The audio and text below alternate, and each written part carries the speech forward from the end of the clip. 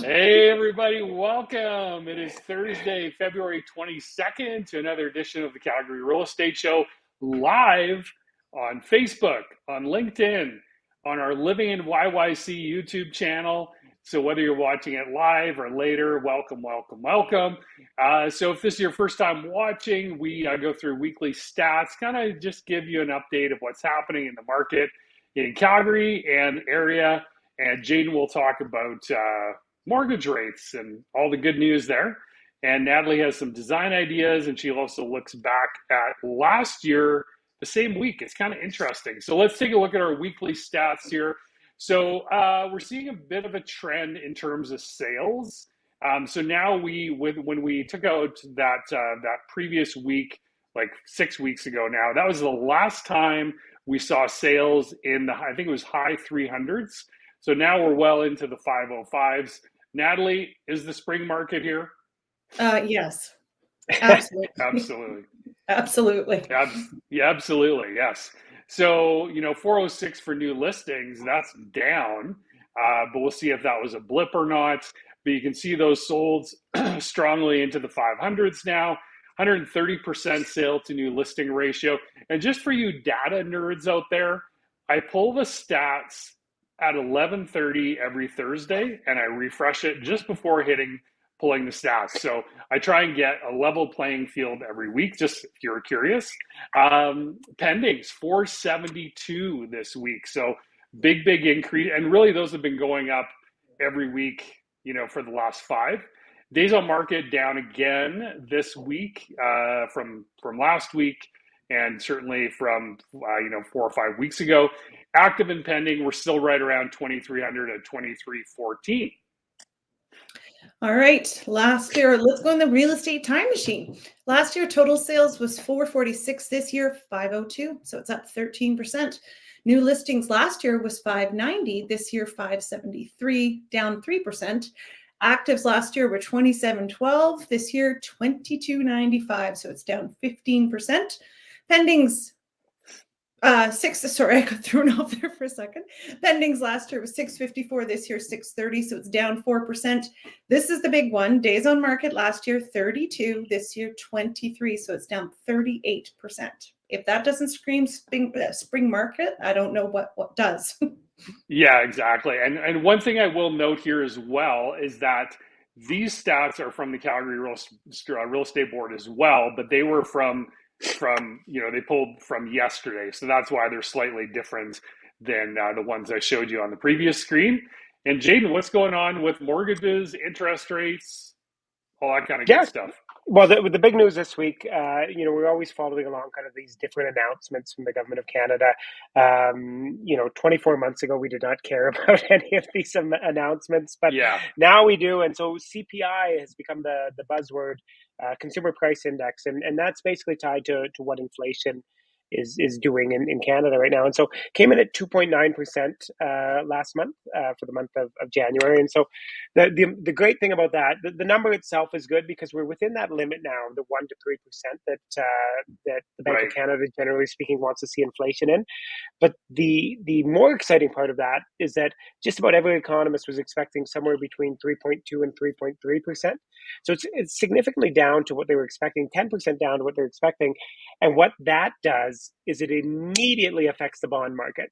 And so you can see bond yields starting to head down because people are thinking that, yes, likely we're going to see some interest rate drops from the Bank of Canada in 2024.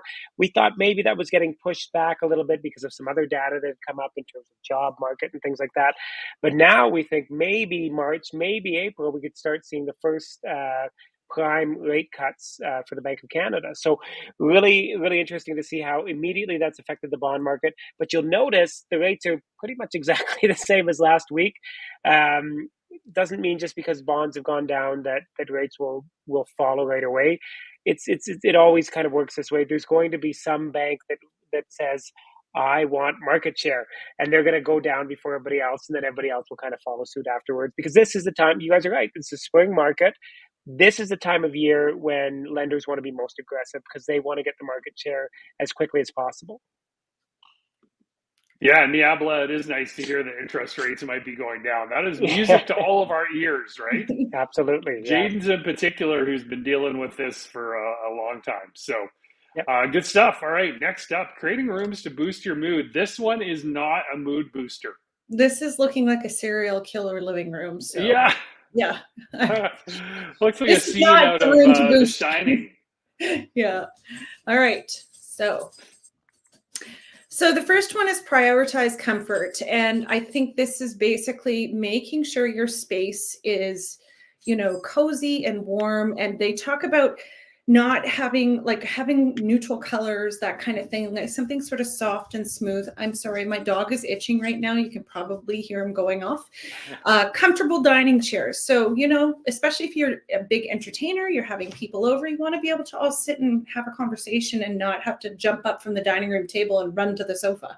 So, okay, next slide. Keep habits and routines in mind. This is a big one.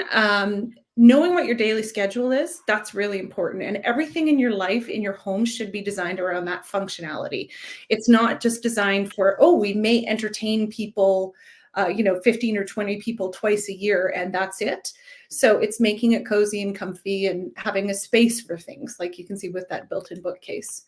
Next one is bring the outdoors in. This always makes it brings your blood pressure down immensely. If you have like live greenery and you've got organic textures and, like the marble fireplace, that kind of thing. So, and then the last one is thinking about the why. Again, this goes back to knowing your daily habits. This is, for example, this room looks like it would be for, sort of a kid's hangout space or maybe a homework area, that kind of thing. So you still have to have functionality in every space and you can still make it beautiful.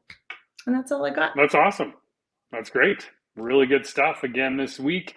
A couple new community events, a couple that have been up there before. So if you're into Neil Simon, classic playwright, and that is going on. It's called Chapter 2 at Stage West. Stage West is always a great date night. Mm-hmm. So that's going on until April 14th. Head to stagewestcalgary.com for tickets. Storybook Theatre presents A Wrinkle in Time, and that's happening at the Beddington Arts Theatre Center until March 16th. Go to storybooktheatre.org. And one last day, Jaden, to take the toddlers to Port Calgary. Go. No, it's a hard pass. I pawned them off to my parents to go to the zoo yesterday, so they've had their thing. Now they're fine. They're good, yeah. You and probably about 100,000 other Calgarians yesterday at the zoo. Excuse me.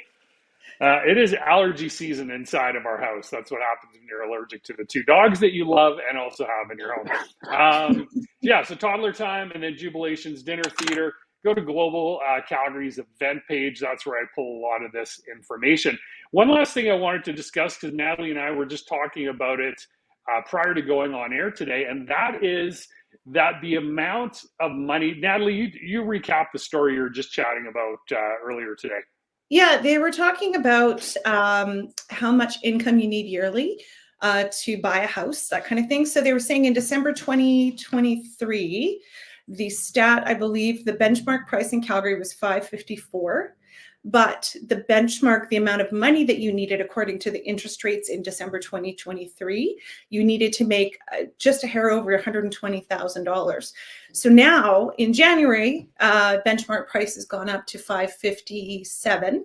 So it's gone up $3,000, but the actual with the adjustment in interest rates, according to the stress test and what the rates were, your income has actually dropped down to $117,000. So, it's dropped $3,500. I know that seems insignificant, but for a lot of people, that's a big push that allows them to get into that entry. And that's for, that's a benchmark price. Like, it depends on the product. You can always buy, a road townhouse or a condo or whatever, and you still can get into the housing market. Yeah.